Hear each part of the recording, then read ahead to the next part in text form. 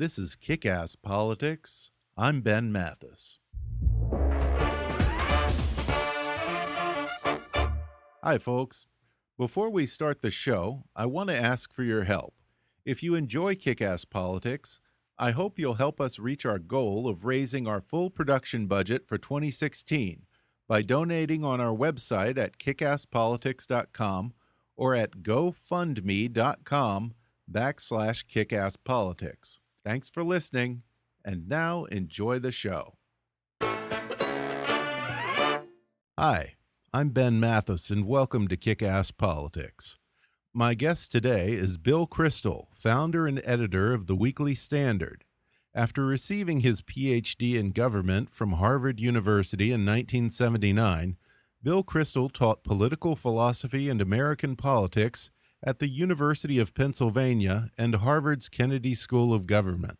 And then, in 1985, he went into government, serving as Chief of Staff to Secretary of Education William Bennett during the Reagan administration, and then as Chief of Staff to Vice President Dan Quayle. In 1993, he rose to fame when he led conservative opposition to the Clinton health care plan. And after the Republican sweep of Congress in 1994, Bill Kristol and conservative writer John Podhoretz founded the conservative magazine The Weekly Standard, where he still serves as editor today. He's also been a columnist for Time magazine and the New York Times, and for 10 years, Bill Kristol was a regular political panelist on Special Report with Bret Baier and other Fox News programs, until joining ABC News in 2014, where he's now a political contributor to ABC's This Week with George Stephanopalis. On today's podcast, Bill Kristol and I try our very best to avoid talking about Donald Trump for a whole 30 minutes. Spoiler alert, folks, we weren't very successful. We'll also talk about the other Republican candidates and whether they've missed their shot at winning the nomination outright.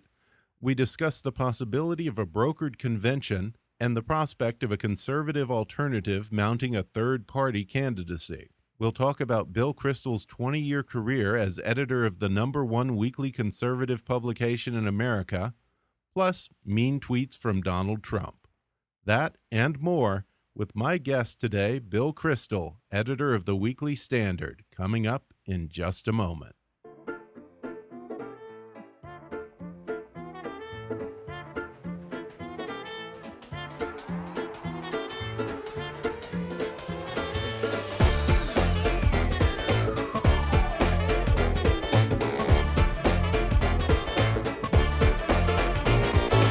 Hollywood to Washington, it's time for Kick-Ass Politics.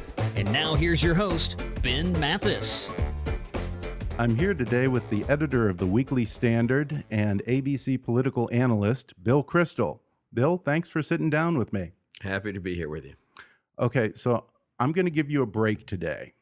We're going to try to do a whole half hour without talking about Donald Trump. What do you say? Impossible. Impossible? Okay. Well, so, no. okay. But I'm happy to cooperate. Okay. If I can put him out of my mind, if I can put him out of my mind for even half an hour, I'll be a happy person. So, okay. So 30 minutes, no Donald Trump. Good. So what do you want to talk about? Okay. Who are we kidding? We can't do this. Okay. All right. I don't know if you feel this way, but I feel like I'm starting to succumb to a certain degree of self-loathing every time I catch myself talking about Donald Trump, because I'm not a fan. I'll admit it. I'm pretty sure from what I've read that you're not a fan, yet he permeates everything. I can't go to the car wash without Donald Trump coming up. Yeah, and there's a little bit of this character that when someone very vulgar becomes a central figure in politics, the whole political discussion becomes vulgar. And if you're talking about the things he's talking about or talking about his appeal, in a way you do feel like you're being dragged down a little bit. Great political leaders elevate the discussion. Demagogues like Trump, I do think, sort of drag us all down. I mean, there's no alternative to it, and I don't mean to sound too purist or sanctimonious or anything. Obviously, we're all able to discuss all these topics, but there is something a little depressing in a way about the centrality of Trump. But you got to give him credit. He has made himself the central story of the last 6-9 months of American politics, and maybe the next Yeah. 6-9 months, right? Yeah, I mean, if Iran nuked Israel, I don't think anyone would report it. The main at story this would be, point. what does Donald Trump say about it at Yeah. his press conference, And now but look, I mean, that's an amazing Yeah, achievement. getting nuked is for losers. But also, I think the extent to which, I mean, that shows what a marketing genius he is and sort of how deeply he understands the arts of public relations and making yourself central to the story, to the narrative, everything revolves around Trump. It's partly because he's been so successful, obviously. It becomes kind of self-fulfilling. But I'm sure people will study this campaign, whether he wins the nomination or not, certainly whether he wins the presidency or not.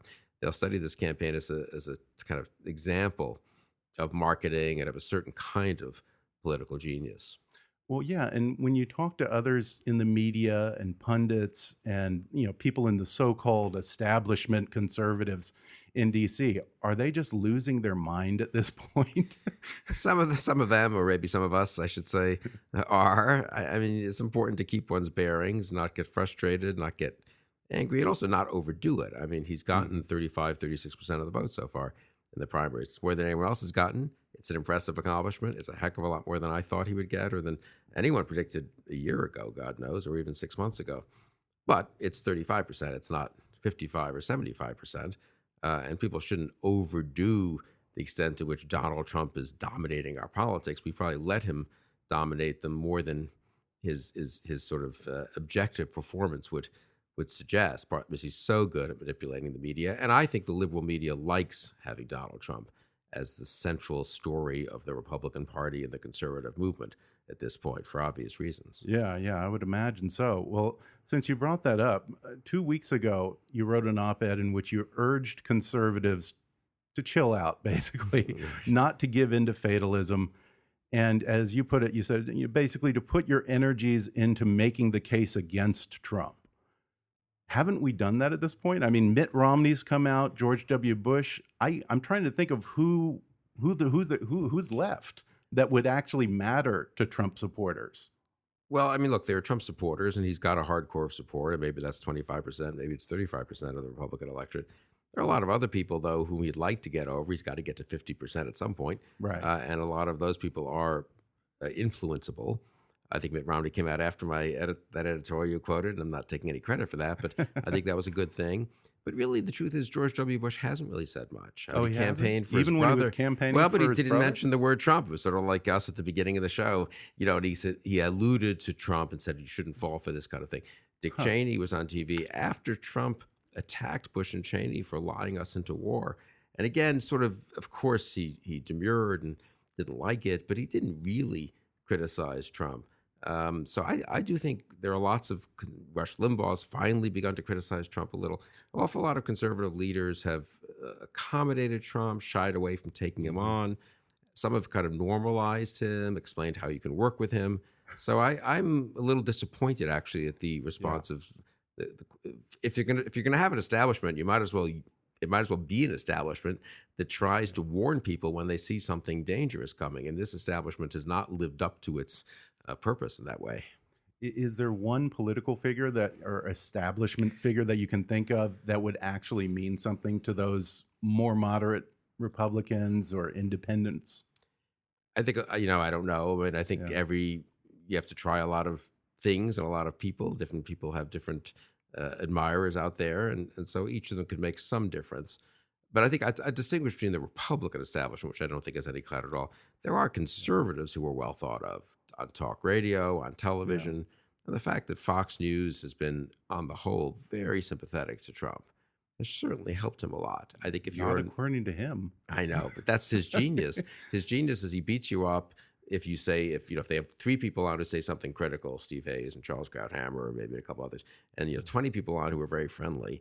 He beats up the 3 who say something critical, and I think it works. And then I think, I'm not saying about Fox, but in general, management or other people think, we should probably, bend over backwards the other way. This is something he learned maybe in worldwide wrestling or something, You got to work the refs, right? And he's pretty good at that.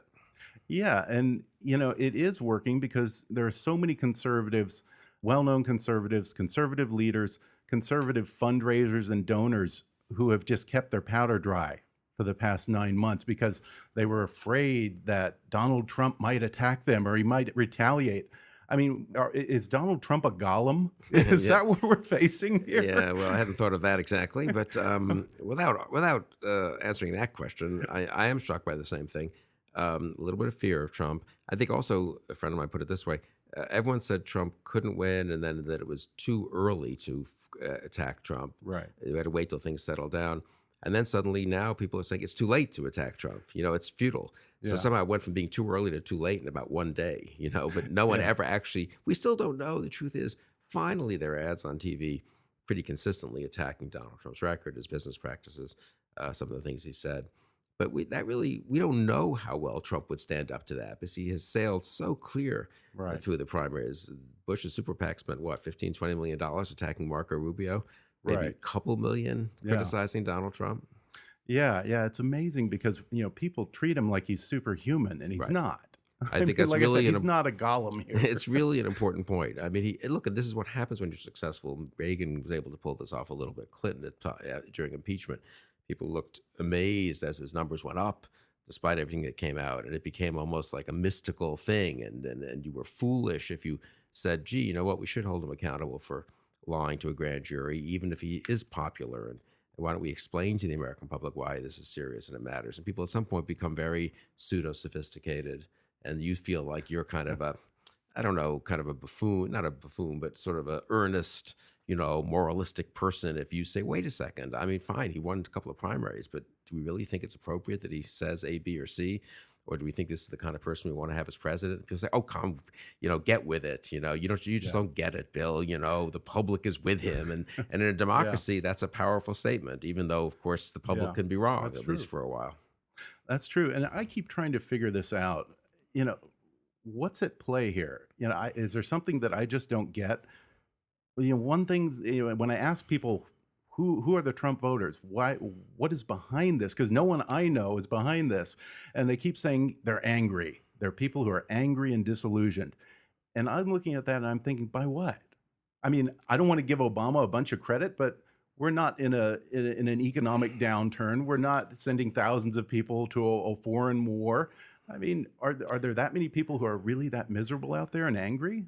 What are they angry about? I've had the exact same thought and asked the same question. I think it's a good one. I mean, I do think a combination of things made Trump possible. And I do think people sometimes overinterpret it almost as if there are deep social forces and that produced Trump and Trumpism. There are some, obviously, and that's worth exploring. We've had articles in the Weekly Standard looking at that. But a lot of it is the accident of particular individuals at particular times. And then Trump's combination of genius and luck in exploiting the moment. So Obama, I do think there's been such a reaction to Obama, especially in the last year. Republicans won in 2014. They took the Senate, good victory. Everyone thought, well, finally we've sort of checked him. And he, and to his credit, I would say in a way, decided, I don't care. I'm going to push everything I can as far as I can, whether it's the Iran deal or immigration executive orders. And he just, chugged ahead on his agenda. And Republicans just got more and more frustrated and angry. I did too, at what he was doing to the country. Then Republican voters looked up and saw that some of the elites, some of the establishment, not me, I wasn't part of that, I was against that, decided, hey, Jeb Bush, he'd be a great nominee. Let's have a Bush-Clinton race. So after 30 years of arguably not great performance by our political elites, we're going to take one Clinton and one Bush and make them the two nominees of the two parties. So I think no Obama, no Trump, no Bush, no Trump, no Clinton perhaps, no Trump. If Scott Walker had run a better campaign, maybe he would have taken up some of this oxygen. So Trump benefited from a lot of particular, things that happened or didn't happen, and then was able to exploit them awfully well. Yeah, and it's interesting because this anger that was directed against Obama has kind of turned on us. And I guess this is a little bit of an extension of the Tea Party over the past few years. Maybe it's an inevitable conclusion. I don't know. But, I was a defender, and I am a defender mostly of the Tea Party. Yeah. And one of the most disappointing things about the Trump phenomenon is the degree to which the Tea Party was about what? Restoring constitutional government, limited government. That was really the heart of the debt, things like that. Trump is utterly uninterested in all that. Yeah. So Trump is really corrupted, in a sense, I would say mostly healthy populism of the Tea Party, and it encouraged the anger, encouraged a kind of anger that doesn't care much about solutions, but just wants to lash out. He's been quite brilliant in how he's done that. But I think in that way he's done damage to what was, I think, fairly healthy conservative populism, has turned it into, unfortunately, in this instance, with his leadership, a kind of unhealthy, I won't even say conservative, but populism of the right. Yeah, and as I don't know if you would call yourself a member of the establishment, but I know others would perhaps. Does it bother you that that term has become something of an epithet?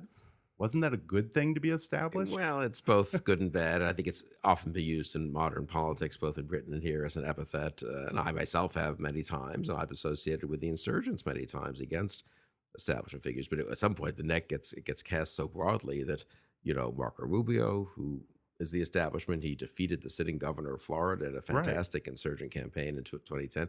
Ted Cruz is about to become the establishment, I suppose, now that he's standing in Donald Cruz's way. He's a guy who's fought as bitterly with the establishment as anyone around. So, yeah, the term has become so overused as to be almost meaningless, I think. Yeah, well, let's talk about the two guys that you just mentioned.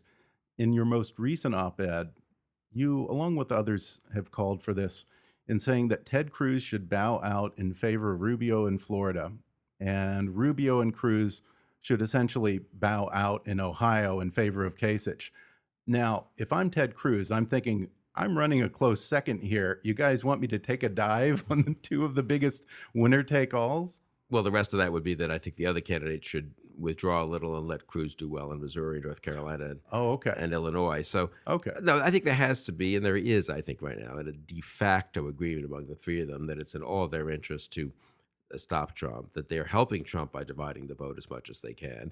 And maybe Rubio will get out, the first of the three, pretty soon. But as of now, they're all in. So the only way they can really handle this is to, in effect, divide up the states. And we do have the happy coincidence, I guess, that the two big winner-take-all states on Tuesday are the state of John Kasich, who's governor of Ohio, and the state of Rubio, who's senator from Florida. So give them a shot at their states. Cruz, in a way, sacrifices a little, you might say, in doing that, but he can really focus his attention, his money, on Missouri, North Carolina, and Illinois. And then, I think after Tuesday, the situation will get a little clearer. I think we're probably down to two alternatives to Trump after Tuesday rather than three, presumably Cruz and Kasich, especially if Rubio doesn't win Florida. And then I think they'll both stay in, and I think they probably take votes from different parts of the spectrum and probably do better in different states. And I think this race is not over. People are being too fatalistic, as you said before, or as you quoted me saying before, but I hold to that view still. It's funny. It's a year with huge amounts of twists and turns, zigs and zags, unpredictable things happening. And then the media, having commented on this, and all of us noticed this over the last year, suddenly decide, actually, everything's going to go according to plan now, and nothing weird could happen, nothing surprising. But if we've had a lot of surprises already, why can't we have more surprises? Yeah, that's true. And I keep thinking to myself, of all the other elections, of all the comparatively boring elections that they've made movies out of, I can't wait to see the movie of this election. Can you imagine? Who's going to play Donald Trump? I guess Donald Trump. I wonder if he got in this race really thinking he wasn't going to win. It would be fun. It would be 2 months or 4 months. It would be kind of, he could use the footage for a movie or for his reality show or for something. And that at some point he would decide, well, the country isn't ready for me. I'm being thwarted by the bosses. I'll get out and go back to TV. I almost wonder whether that was partly what was in his mind at the beginning. And then it sort of took off. And now, of course, he's the leading candidate for the Republican nomination for president. Yeah, I agree. I always kind of figured that he just jumped into this thinking, well, what the hell? I'm rich. I've got nothing else to do. When am I going to build more buildings or run for president? I mean, the one thing I'd say that cuts against that is he clearly has been thinking about this a long time. And there is a degree of preparation and a degree of hiring pretty serious staff and so forth that shows that he quickly realized that he had more of a shot than a lot of us realized. And he's done it. I mean, people will study it as a model so far of a pretty impressive campaign, especially the manipulation of the media, and especially a certain kind of brazenness in saying outrageous things, and then refusing to back off and getting credit in a way from his supporters for refusing to back off, though sort of implicitly backing off, so he doesn't repeat them exactly. So in a way, it's hard to continue criticizing him for them. They become old news. I think he has a real understanding of what America's like. This is not good in the 21st century, in an era of reality TV and sort of shock talk on radio and a lowering of traditional standards. I don't want to sound like some old fussy person who's lamenting, everyone's rude and vulgar and impolite these days, and what are things coming to? But it is a little worrisome to see what he's getting away with. Yeah, it doesn't speak well of us. Well, we're going to take a quick break, and then I'll be back with more with Bill Kristol.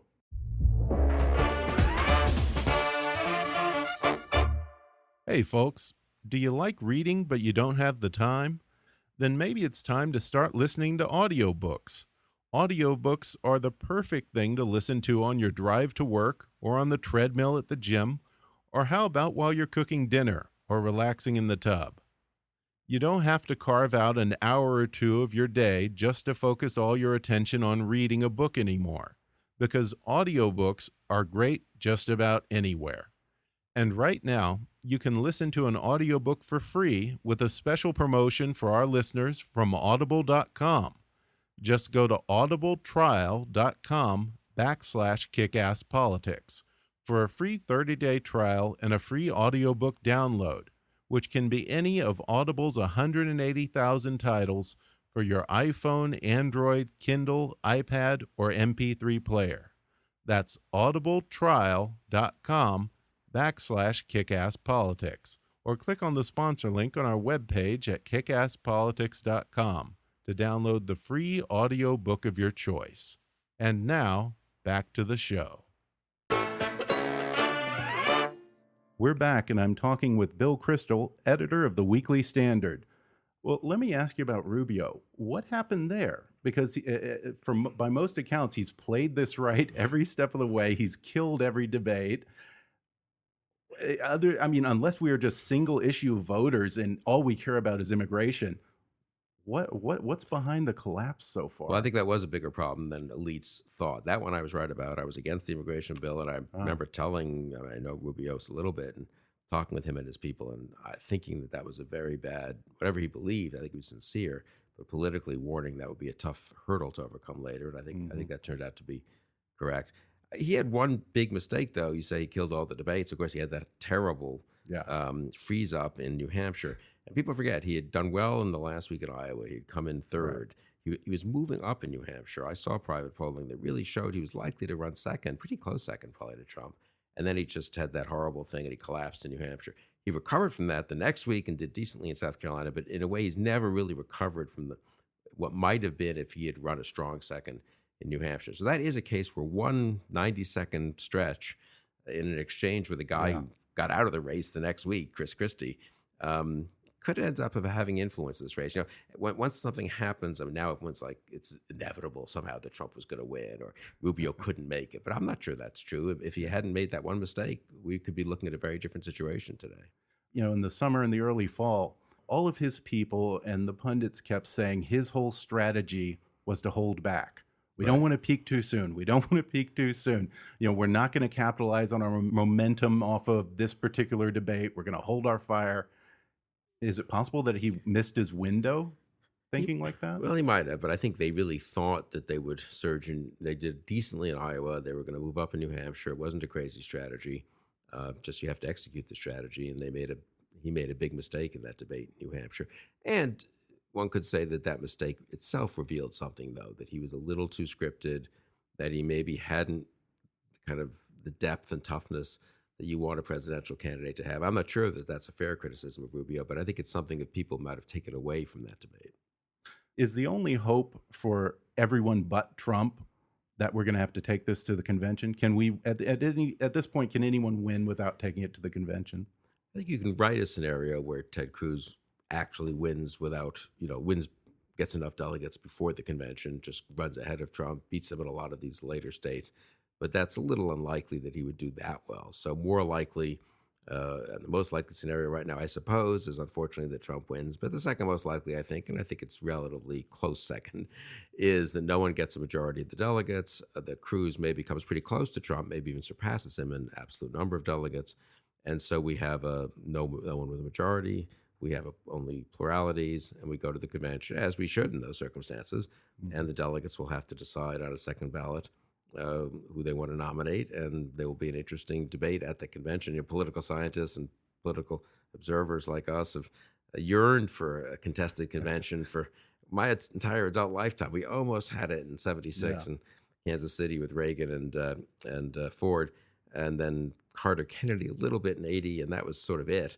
And so I guess we should beware what we wish for, because God knows what that will actually look like and what it will produce as a result. But, look, people talk about it as if the elites are going to take it away from Trump. No, if he gets less than 50% of the delegates, then by definition, he doesn't have a majority going into the convention. Right. But is there some flaw in the assumption that everyone else's delegates will immediately go to Trump? Absolutely. I mean, Cruz's delegates could theoretically or Kasich, or Trump could make Kasich his VP, and the Kasich delegates could go to Trump. No, absolutely. I think people are being Trump is a good deal maker, as he likes to say, and I do think a lot would depend on who's got the most delegates. How many delegates does Trump in particular have? If Trump has 48% of the delegates, I don't think it'll be possible probably to deny him the nomination. Yeah. If you're looking at a situation where Trump is at 38 and Cruz is at 36 and Kasich's at, 17 and the rest are scattered, that's a very different situation. Well, worst case scenario, let's say that he does get the nomination. Do you think Trump will fall in line with the GOP platform, or do you think that the party will have to conform to him? I mean, I don't know. Nominally, he might fall in line, as he has already, with a lot of conservative, programs and positions. But how serious that will be, if you're the presidential nominee, you're the party for that year, I think, for that 2 or 3 months, I guess. I mean, there are many Senate and congressional candidates and governors running, but so that's one reason I think people like me, who have some affection for the Republican Party. I mean, I know it's now convenient and popular to sort of disdain the Republican Party hasn't accomplished anything, it deserves what it's about to get. I don't really agree with that. I think the Republican Party has accomplished some pretty impressive things, a lot of limitations and flaws and some failures too. But no, this is one of the most depressing things for me, the notion that the Republican Party of Reagan and of Bush and of McCain, even Romney, who I wasn't crazy about, but I think is a decent man and ran on a decent platform. The idea that that's going to become the party of Trump, I find dispiriting, and I would have real trouble supporting Trump in a general election. Yeah, and it's troubling to me that, people like myself who have been a Republican their whole life and have always been on board with traditional Republican beliefs, and you who've been, in the trenches even longer than I have, suddenly we're the outsiders and we're being driven out of the party by, Johnny-come-latelys who probably didn't even vote Republican in the last election. Yeah, but I don't know. That's in a way probably the wrong attitude to take, honestly, I guess because probably, but it's a free country. They're entitled to come. New Republicans count as much as old Republicans, right? Okay, and it's that's our fault fair if we couldn't make the case. I would say that's true to some degree.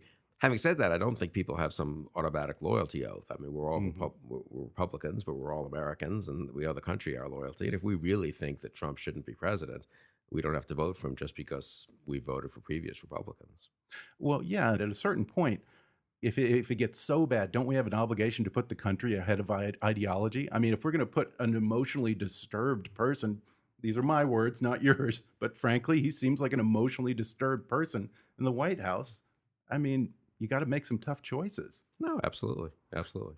Well, along those lines, you said that we may have to start a new party if Donald wins the nomination. Is that really what we're looking at, if that's the case? Yeah, if I said that, I probably would modify it now to say, I don't know that we need a new party. That's an awfully big task. I mean, it's conceivable. But I'd say in the short term, what we just would need is an independent Republican candidate. That is, from my point of view, if you couldn't support Trump, if you couldn't support Hillary, there should be someone you could support. And some Republican should run as an independent candidate. He or she could get on most, maybe all the ballots, depending on what it began and how easy it was to raise money to pay for some of the signature gathering you need in some states. And that person probably wouldn't win. No, I don't think it's totally out of the question. But at least there'd be someone who would hold aloft the sort of traditional Republican banner, the traditional conservative banner, and give people like me, and I think there are more than a few of us, someone to vote for, and we could do so in good conscience. And I don't want to vote for Hillary Clinton, and I don't want to vote for Donald Trump. Yeah, and it is ironic, isn't it, that we were all so terrified that Trump was going to do a third run against the Republican Party, and now here we are talking about doing it. I mean, it's a perfect irony, isn't it? I mean, you're absolutely right, though. It's often life works this way, But but I always hated the loyalty oaths. I will say in that respect, I was with Trump. I mean, I always think it's a stupid way to run a political party, and it's inappropriate, incidentally. No one in his right mind would say, I'll support whoever the party nominates, no matter who it is. As you say, Right. we have a loyalty to the country, and a party can just go off the rails. 51, or in this case, 36% of its voters can make very foolish decisions occasionally. And then the idea that the rest of us are supposed to sort of meekly walk down the path that has been laid out, I think, is a terrible mistake. Yeah, and I'm almost surprised that none of the other candidates at a certain point in this process said, well, I don't know if I can really say that. There is a line, and Well, I it think keeps getting crossed. I think Rubio would have been very well advised to in the last debate. Remember, they got asked at the end of that debate about a week ago, and, well, would you still support the nominee? And they'd all taken that oath, so to speak, or at least had raised their hand or not raised their hand. I can't remember anymore. In that first debate, saying they would support the nominee. But I think it would have been easy, especially for Rubio, to say, look, I intended to support the Republican nominee, like millions of Americans, millions of Republicans. That's what I expected to do. But I've been shocked to hear what one of my fellow candidates has been saying, and he's raised questions in my mind about whether I could support him. I think that would have been something that would have resonated. It would have set him apart. It would have seemed consistent. You can't go around saying the guy's a con man, the guy's a con man, the guy shouldn't be president. And then, but of course I'd support him. Yeah. Well, before we go, I just want to ask you about the magazine. You've been editor of the Weekly Standard since 1995. When you first started it over 20 years ago, did you have any particular goals or a niche that you were looking to fill that wasn't being filled by other conservative magazines at that time? Yeah, there really wasn't a weekly conservative magazine out of Washington that covered politics, but also books and ideas and culture in the way we wanted to. National Review was a good magazine. They were all friends of mine, and they were then, but it was biweekly. It was from New York. This was a little before the internet, so as often happens in life, you start things with one thing in mind, and then you end up having to deal with very different circumstances. So now we have a very active website, as does everyone else, and the notion of the weekly magazine seems a little less important. But I think over the years, I hope we've accumulated a very good stable of writers and commentators and book reviewers. And I hope people, think it's a quality product and they learn something from it. And the one thing that does, most encourages me is when I meet some younger person who says, I've been reading it for 5 years or 15 years, or I began reading it in high school. My parents used to subscribe or whatever. Or I came across it online. And it's really, influenced me in this way or that, or introduced me to these thinkers or these books or these ideas. And that's sort of that's why one wants to go to the trouble of editing a magazine. Well, your father, Irving Kristol, was a great conservative thinker, and he was editor of Commentary, and he founded another magazine, The Public Interest. When you got this wild hair to start a magazine, did he ever give you any advice as one editor to another? Not much. He pretty much left me alone. And I hadn't really gone into this business. I had been a professor and then in government, so it was somewhat of an accident, you might almost say. Fred Barnes, who was at the New Republic, said, hey, I think there's room for a weekly conservative magazine. And I had done some politics after being in the White House and thought, well, this might be an interesting thing to try to do. I think his main advice was not to overthink things. If you get a good article, publish it. If you have interesting things to say, find the best writers, give them room to say what they want to say. Don't worry too much about what some magazine editors worry. I've got to have one article on this and one article on that, and this is in the news, and we have to comment on that. One great thing about not being Time or Newsweek or the New York Times or the Wall Street Journal is you don't have to cover everything, right? So you really try to publish. If you have Chris Caldwell has fascinating things to say about the migration crisis in Europe, you publish Chris Caldwell 4,000 words on that. You don't feel like you have to have a piece on the World Bank or something just because that's in the news.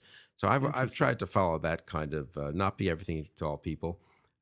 Publish interesting material. Hope that stimulates people, especially young people. Obviously, most people who read magazines are older. I mean, they have the time and the money, and young people are busy going to school or living their lives and going out at night or starting families.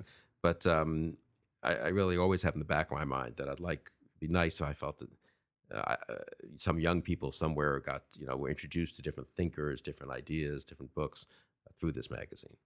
Yeah, and it's a terrific publication. I encourage everyone to get a subscription to the Weekly Standard or go to weeklystandard.com. You guys also have a great podcast, the Weekly Standard Podcast, and you're a frequent guest on that as well. Thank you. The check's in the mail for that nice endorsement. Oh, anytime. Let me write an article for you instead. How about that? That'd be fine. Well, we're going to wrap it up here, but I'm just curious. You and Trump have had an interesting little rivalry, as people can probably figure from our conversation. Do you have a favorite Donald tweet about yourself? I think he mostly just says that I edit a failing little magazine, and that's we're losers like everyone who doesn't like him.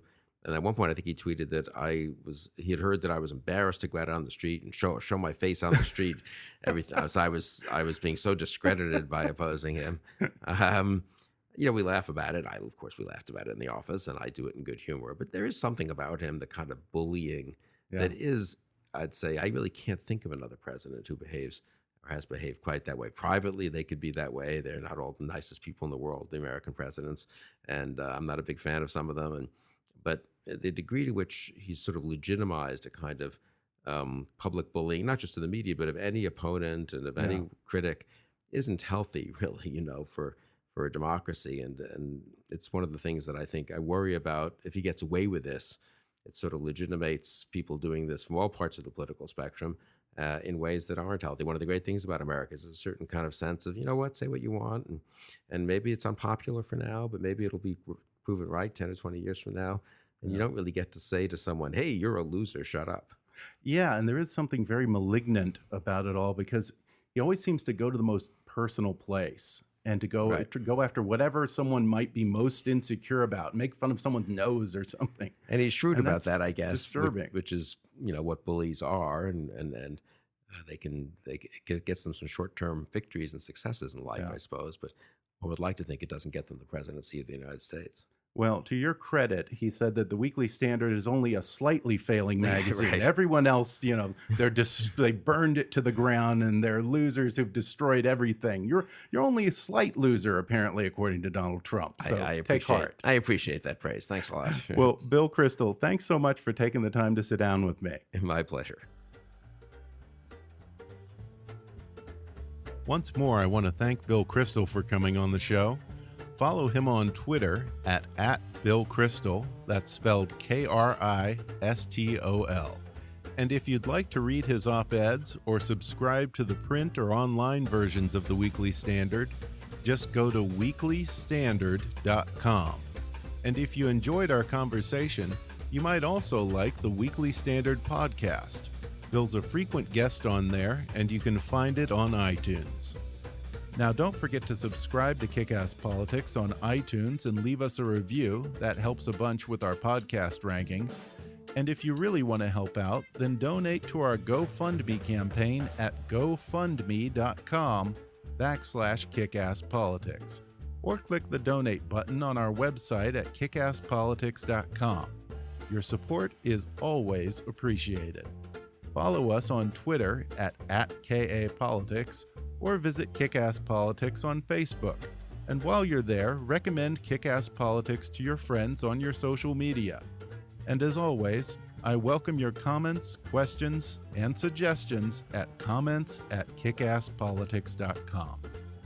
On the next podcast, I'll talk with two-time presidential candidate and chairman and editor-in-chief of Forbes magazine, Steve Forbes. He has a new book called Reviving America: How Repealing Obamacare, Replacing the Tax Code, and Reforming the Fed Will Restore Hope and Prosperity. Steve Forbes says the biggest problem with healthcare in America is that a sector that represents 18% of the U.S. economy pays almost no attention to the needs and desires of the end user. And he'll explain how one unintended consequence of Obamacare is that it's actually driving consumers to take more control of their own health care. Steve Forbes will also make the case for a flat tax and a return to the gold standard as the best ways to jumpstart the U.S. economy. Plus, he'll talk about running for president as the most expensive hobby he ever had, the future of Forbes magazine in the 21st century, and the best advice his father, Malcolm Forbes, ever gave him. With my guest, Steve Forbes, editor-in-chief of Forbes magazine, on the next podcast. Until then, I'm Ben Mathis, and thanks for listening to Kick-Ass Politics.